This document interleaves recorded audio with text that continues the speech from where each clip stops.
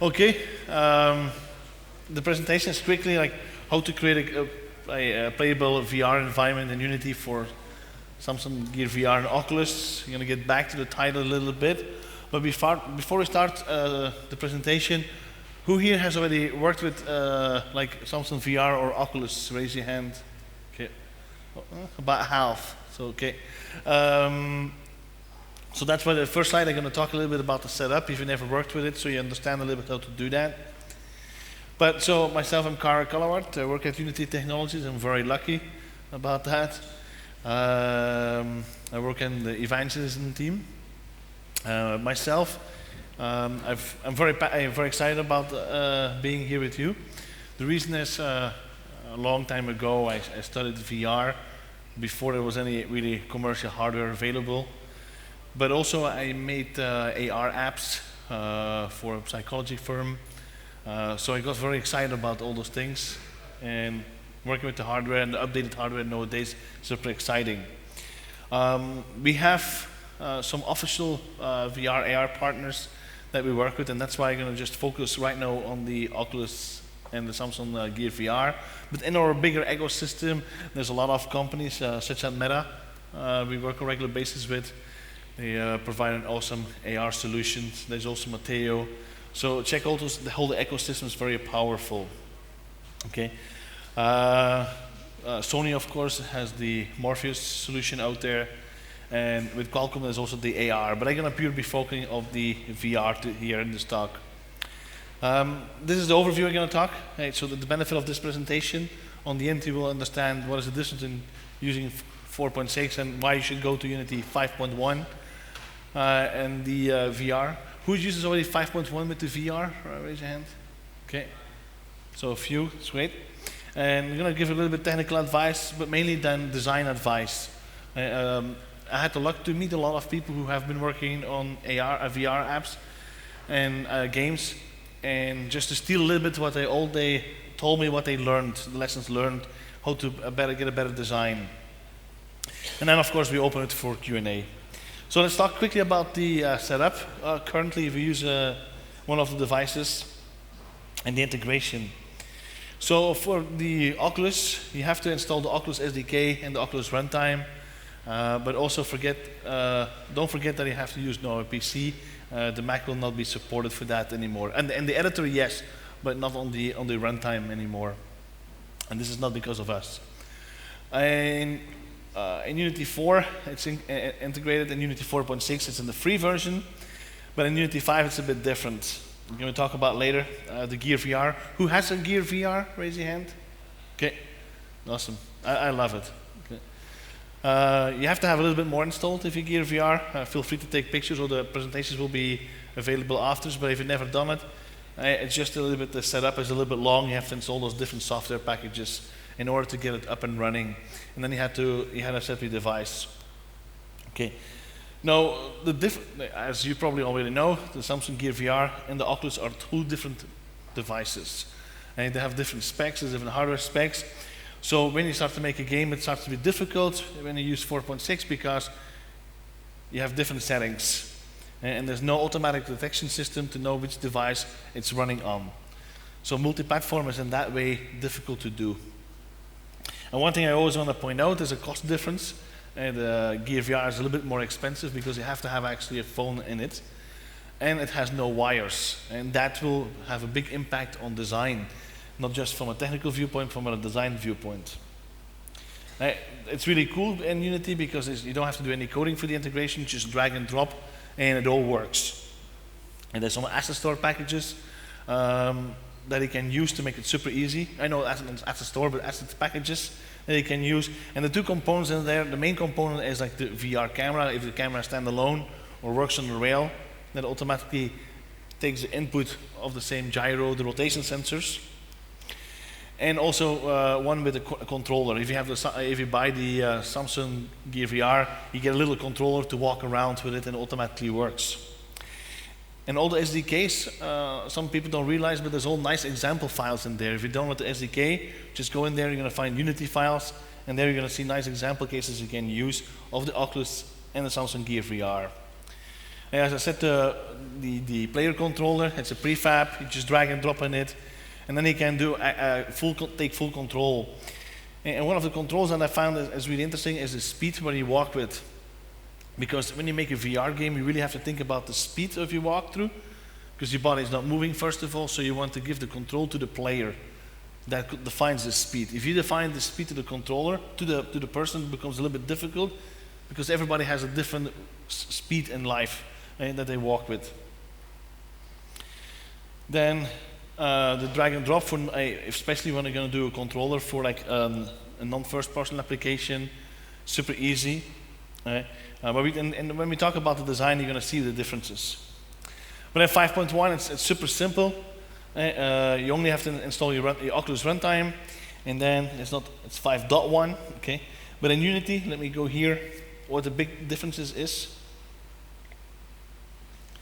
Okay. If you want to make this application VR, it's pretty cool. You don't have to anymore like import packages. The only thing you have to do is you go here to your build settings, player settings, and here's a button. I wish I could zoom in the screen, but it's virtuality supported. That's the only thing you button to click. You have to click again, save. Okay, click, you activate it, you press apply, and it's done. What happens if you have a regular cam in Unity? When you build it, it automatically takes the input from your device.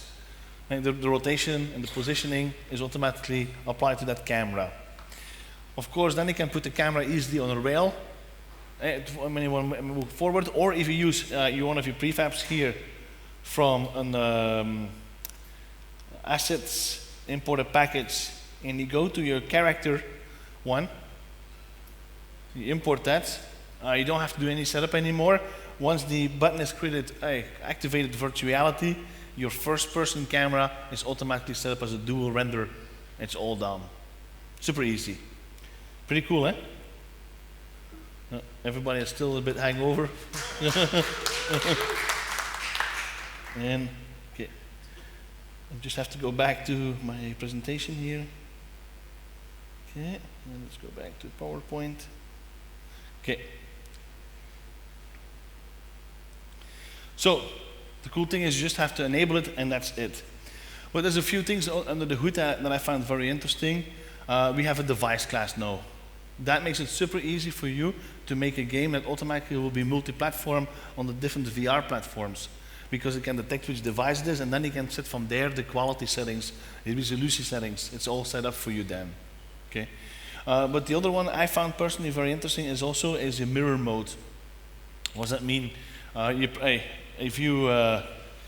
think everybody know in Unity when you press play, you get those two eyes, and that's very annoying. You don't see anymore your game. And it's very difficult to design. And you put the device on, you take it off, and you look on the screen. It looks also with two eyes. And you have a mirror mode now, so you can easily set.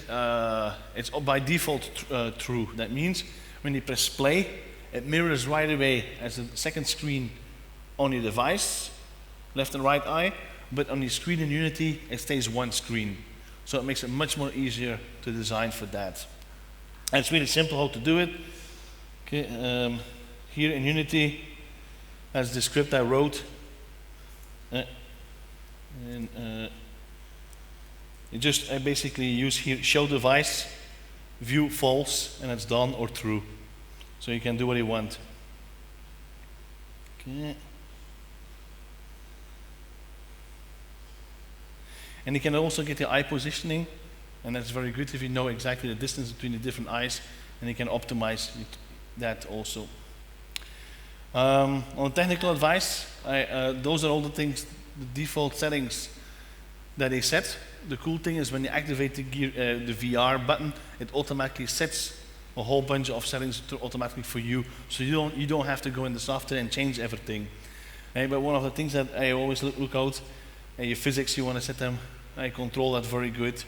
But that's the most important, your VSync, set it to do not VSync.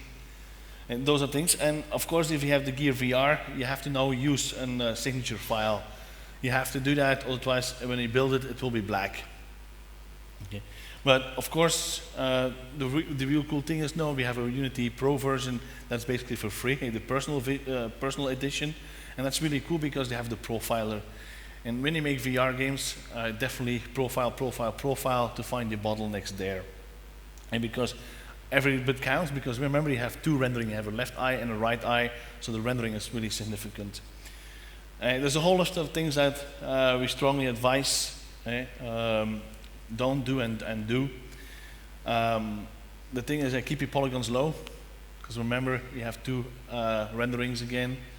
The draw call advice I always got from Samsung is like don't go above 100, so that's not much. You really have to be careful with it. And between 50 and 100,000 vertices or triangles, so that's also not much. And that has an impact on the design then, okay? So remember also, we say always reduce draw calls, but the most important thing in Unity 5, you're actually going to look at the set pass call. You're not going to look so much at the draw calls anymore, but more at the set pass calls. So you're going to just point out where you can find that here.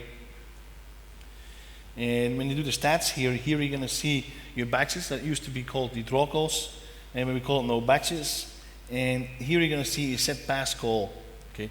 And that's what is the main thing you're going to look, because the big difference is basically at the batches, it can be moved over from frame to frame. Your set pass call shows exactly what has to be calculated every frame updated. And that's what you're going to look at. If that starts to skyrocket, that's what you're going to have to look for, especially for your artists, to make sure that's much lower. Okay. One of the things is that, especially like when you work with the Samsung Gear VR, you have quite a bit of memory for your textures, so it's better to have nicer textures than high-res polygons. Okay. Work with the artist to get that nicer look than instead of modeling a lot of polygons. And the technique of using pooling objects, keep using that. It's very important because you work on a mobile device. Avoid CPU spikes on complex math and physics calculations. The reason is that when you do that, you're going to have a drop in the frame rate. Okay, when you have a tremendous calculation going on.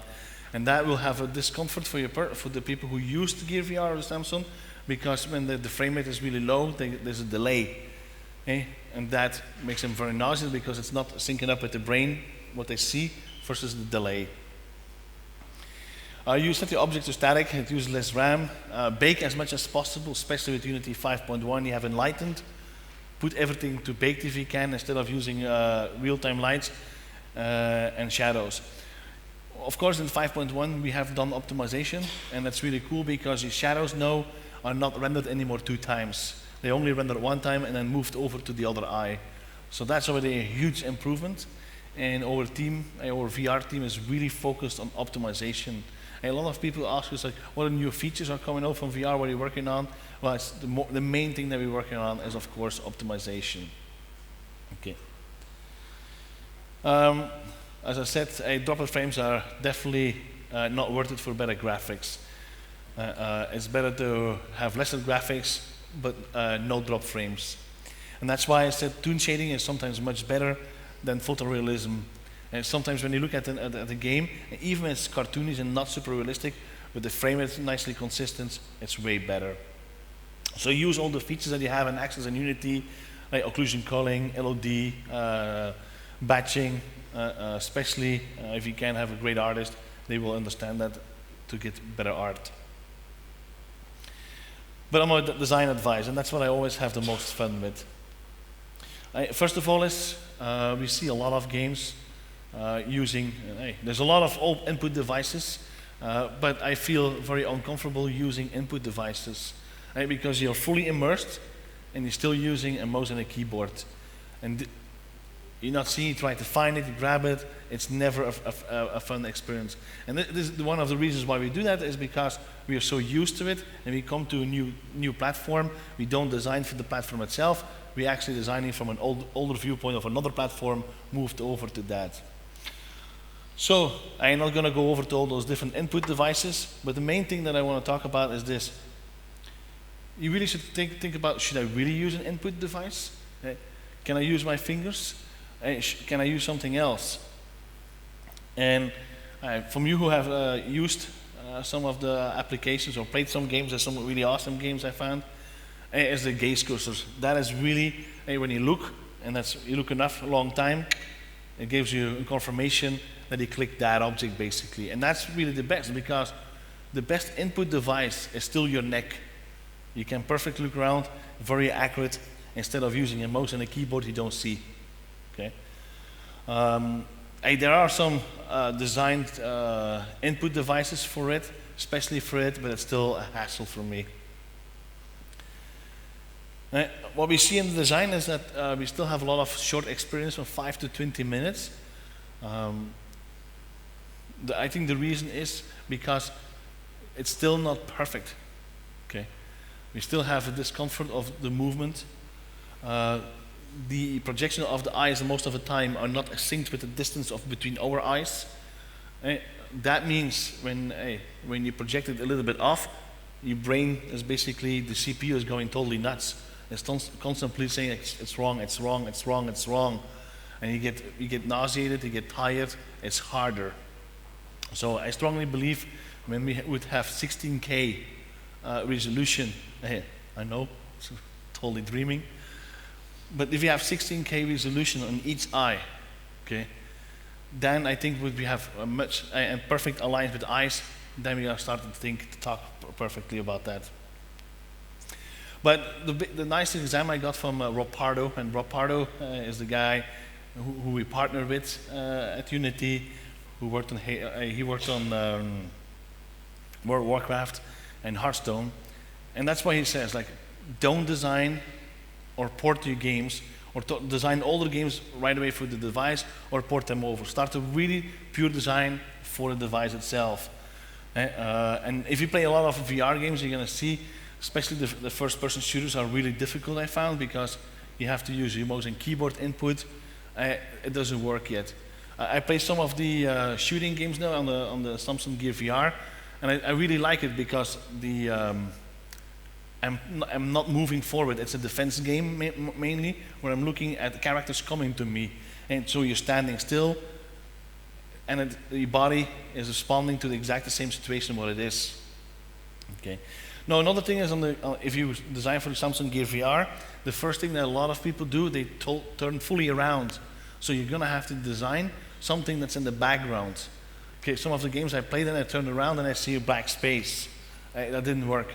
So nicely design something in the back that you are forced to look in a certain direction. Okay. Now the splash screen is actually put it to black if you can, because currently the splash screen is the Unity logo if you do the personal edition. If you submit a game with that, it will be not accepted. So make it black, or make sure that when you use the logo, it's stereoscopic. Another thing that is the buttons. Keep them between 2 and 3 meters away from you when you create buttons in a game. In Unity, it's very simple. 1 unit is 1 meter. Luckily, it's not 1 yard. We are in Europe. It's much better. Okay. If you keep it that way, then you have enough.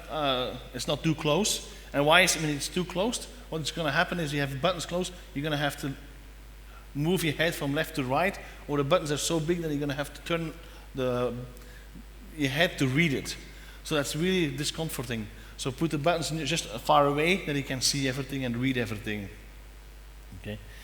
That's why it should all fit in the player's viewpoint. And also when you press pause in the game design or in your game, what happens sometimes they put a pause menu or in a locked menu. But what happens is you're still moving and rotating your head against a locked menu. You get very fast and nauseated. So when you press pause in the game, make sure that the rotation still works and you're in an environment where you can still look around. This is another nice example that when you go from one situation to another situation, like say you're playing a tower defense game and you go to the next level. What we saw sometimes or they go to another situation or another scene. What they did was a hard cut from one scene to the other scene. But for the body, it's like, imagine you're sitting here and in 1 second you blink your eye and you sit in a whole different room. Well, you're going to be like, what's going on here? Okay, for your brains it's very difficult to comprehend that. That's why we say fade to black and then fade to the other scene. that will help for the person to understand, okay, there's a transition in time, there's a transition in position. The thing you want to avoid is nauseating, that's so they can keep playing your game. Okay. So another thing is that when you interface, like a nice example is ammo, or you have 3 lives. One of the tower defense games I played was you have 3 lives. Instead of having an icon of the 3 lives, and you move your head, it stays there. No, maybe put 3 little figures in your scene. Make it integrated, because you're a part of the world now. You're not playing on a screen, you're really integrated. So maybe put 3 barrels there, and each time you lose a life, one of the barrels falls over. So you're really integrated instead of just buttons. Because nobody walks here with buttons around in real life. Okay? A nice example was one of the games I played, the ammo of the gun was not as a UI element, but was nicely the UI element, a loading element on the gun itself. So when the bazooka moved around, you can see certain volumes get less and less. So it's fully integrated. Okay. Now another thing is like the human eye. I mean, between 1 meter and 3 meters, it's really optimal to see 3D. So when you key elements, you should try to put it in there so you have a very nice depth to it. Because if you put an object 100 meters away, 50 meters away, you don't have the depth feeling anymore anyway. And you're making a VR game, so really make abuse that.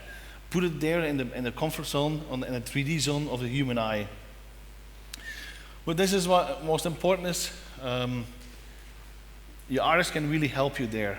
Because artists understand if you put the correct lighting on it, if you put the correct composition on it, your 3D comes much better out.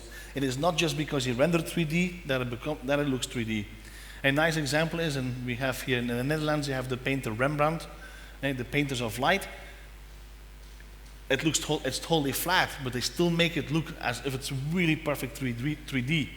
If you bring that together with VR, you're going to much better stand out. It's not just put objects in there. Work with an artist that understands compositing. One of the other elements that we say is don't use bright images or like flashing bright images. Epilepsy is a danger, so don't try to evoke it from your audiences. And your crosshair, that's what I really liked. Some of those games, when you have the crosshair and you look around, what they do is the size of the crosshair, the further you look or focus on an object, the crosshair becomes smaller. If you look to an object that's closer by, it becomes bigger. And that helps to integrate the crosshair in your game, in the 3D world, but it also gives a depth of, easily a feedback of the depth you have. So all those things to help you to comfort and to understand your brain, hey, we are in a normal situation. Okay.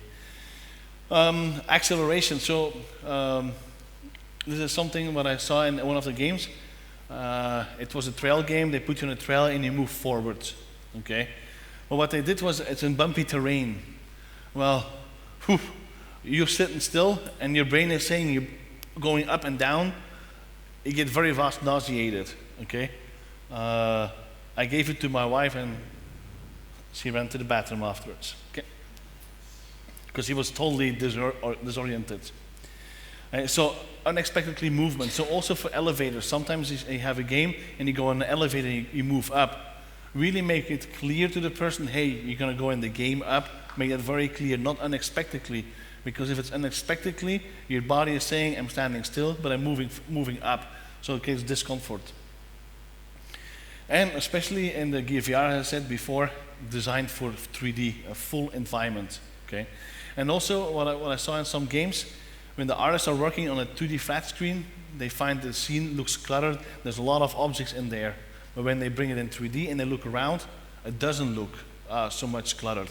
And so try to look at the real world as references and not just as pictures.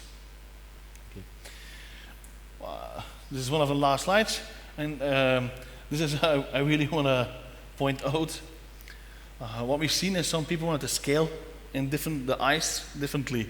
The left eye an object bigger and the right eye is a bit smaller. Don't do that. That creates discomfort from here to eternity. Being artistic is really cool, but you have to keep it in the form follows function still. If you're going to do that, you're going to have some very sick people. And that's why I say, I was like, hey, the first person is not the only way to go.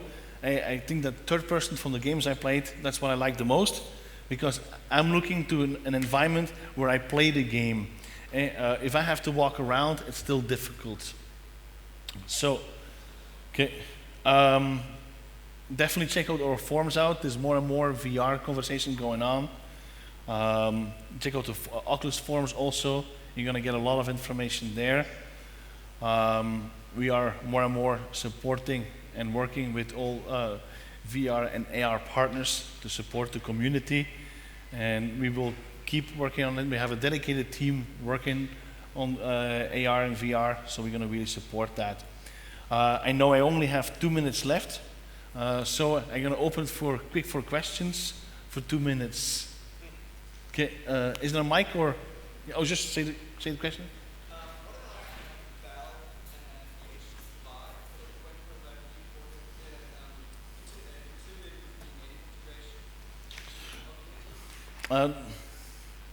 Yeah, I don't know.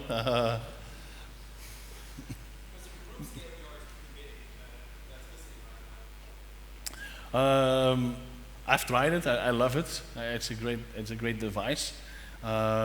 There's official nothing confirmed or set yet in stone. So yeah, there's not. Yes.